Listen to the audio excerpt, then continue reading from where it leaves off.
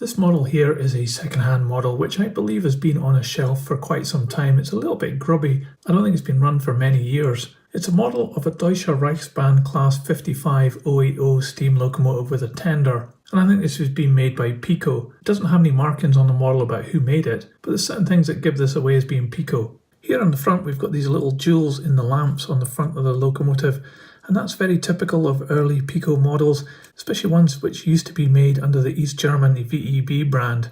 You can see this one has a good coating of dust on it, and this is actually after I've cleaned it up already. So it is quite dirty, and I'm wondering how good this is going to run. There's a lot to like about this locomotive. It's got these really great buffers on there. Both lamps are intact. It's got some nice detail on the smoke box door, and the number is very clear. It still has things like these steps fitted into here, but they have come away a little bit from these holes here where they should be mounted in. Seems to be something missing at this point. There's a hole in the boiler and a hole down here, so maybe a pipe or something, but that's got broken in the past. Pretty good valve gear here with some great painting of these red inserts, very typical of locomotives from this era. But we do see some of the mechanics of the motor, including this piece coming down here. And of course you can see the large motor up here in the windows are yellowing a little bit with age, and they're not of course flush fit. But that's maybe a good thing because you don't really want to see that huge motor there. There's certainly no details on the back of the boiler here or anything inside the cab. The numbers are printed really clear here. You can see the Deutsche Reichsbahn and the number 3784, as well as some other details and all the rivet detail around the cab. It's quite a good moulding overall. It's got a lot of things going for it. And on the other side of the locomotive we even have some of these red tanks, and we have this other part here. I think that's a condenser. But some of the patina, especially here like on the pistons, really shows the age of this locomotive. Underneath there's no maker's mark or anything like that, and it's quite plain. But you can see that we have quite an extensive gearbox running all 4 axles here. This tender is much lighter, it's just made out of plastic, but it does have metal wheels and metal couplings as well, which cantilever too, including the drawbar to the locomotive. Quite a simple affair, that one. Again, some nice printing on the side, good rivet detail and nice overall finish. The coal's not very convincing though on the top.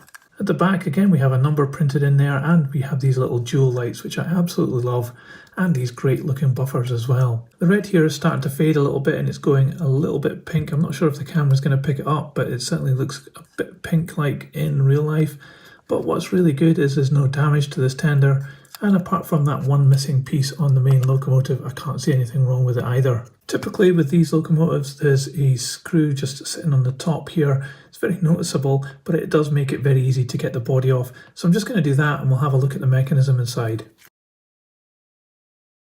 So quite an extensive weight in the middle of this locomotive, but with the body off we can see the chassis. We have indeed got drive through this gear arrangement all the way through all these 4 axles, but the gearing is all made of plastic and it does seem to be rather stiff here. This part at the front looks really badly painted. I'm not sure if the previous owner did that or whether it came out the factory. It does look as though at some point possibly this was red, and if this is factory paint it's definitely starting to wear out. So I guess maybe one of the first things we should try is putting some power onto this and seeing if it actually runs. So this is just some old Hornby 3rd radius track, and as usual I've got my H&M controller running 12 volts DC to give it some power. So let's see what happens. Well, it's trying to go, but it's just not managing it. I think it might be a little jammed up. I'm hoping some oil will sort it out, so let's do that and then we'll give it another try.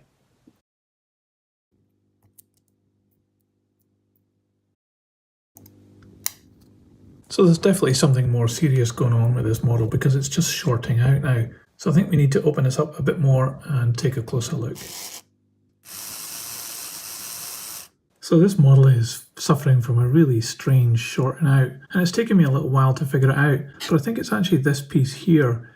So it's meant to touch to this part of the pickups and then transfer power from this side of the track into the motor. But it seems to be when I tighten up this screw here, my theory is that this is getting pushed down so much that it just arcs between this and the chassis over here, and then that actually shorts out the motor. So I'm just going to make this a tiny little bit shorter and then it should work fine. But I don't know how that's happened. Very strange, I've never seen that before. It's almost like this piece of metal has expanded over time. Anyway, that's what the problem is, so I'm just going to shorten that a little bit and then put this back together and see if we've cracked it.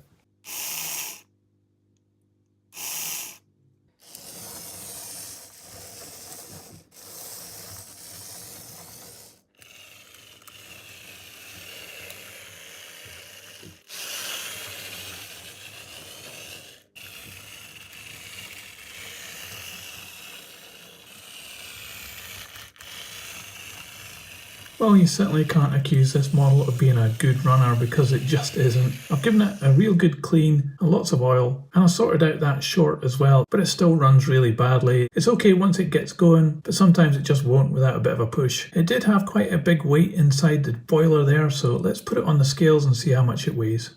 So this loco comes in at 282 grams. So this little BR55, I'm still thinking it's a Piko model. I don't think it's one of their best ones. It feels as though maybe it came as part of a train set or it was made to a certain budget, but it's definitely not a good runner. However, there's lots of things to like on this model. It does have all-wheel drive, quite an extensive gearbox although it is all plastic. The main body moulding is really good with a lot of detail in it. I really like the little gems on the front of this locomotive. The printing's really good as well, and it's got quite extensive valve gear, but it is starting to show its age, and it definitely doesn't stack up by modern day standards, or even other models from this era like Fleischmann for example. It does have a lot of character in its own right, and it is a bit of an appealing locomotive. It looks quite good, but it's certainly not going to be the best running locomotive in your fleet. It's ideally suited for somebody who's maybe wanting to have something that isn't plug and play, and you can just mess around with it and have a lot of enjoyment trying to get it going, and maybe some frustrations along the way. So it's definitely not a locomotive for everyone. But that's just my thoughts. What do you think about this little locomotive? Let me know in the comments below. I'd love to know your thoughts. And if you like this video, please give it a thumbs up. It really helps this channel. I'll put this on the turntable so you can see all the way around. And in a moment, another video will appear. Just click on that and I'll see you there. But that's it for this one. Thanks for watching. See ya.